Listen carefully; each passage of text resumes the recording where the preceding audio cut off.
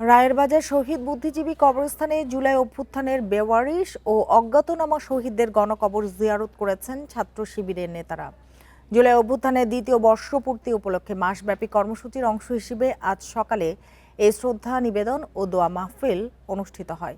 এতে উপস্থিত ছিলেন কেন্দ্রীয় সভাপতি নুরুল ইসলাম, সেক্রেটারি জেনারেল সিবগাতুল্লাহ সহ অন্যান্য কেন্দ্রীয় নেতৃবৃন্দ।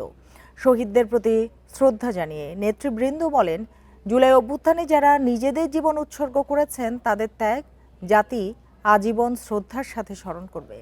এই মহান আত্মত্যাগের মাধ্যমে অর্জিত হয়েছে নতুন বাংলাদেশ। শ্রদ্ধা নিবেদন শেষে শহীদদের রুহের মাগফিরাত কামনায় বিশেষ দোয়া ও মোনাজাত করা হয়।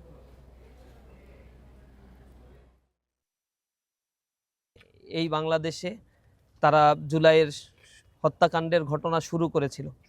আমরা ৩৬ দিন ব্যাপী জুলাইয়ের এই কর্মসূচি গ্রহণ করেছি। ধারাবাহিকভাবে বাংলাদেশের প্রত্যন্ত অঞ্চলগুলোতে জুলাইয়ের এই কর্মসূচি ইসলামী ছাত্র শিবির বাস্তবায়ন করছে।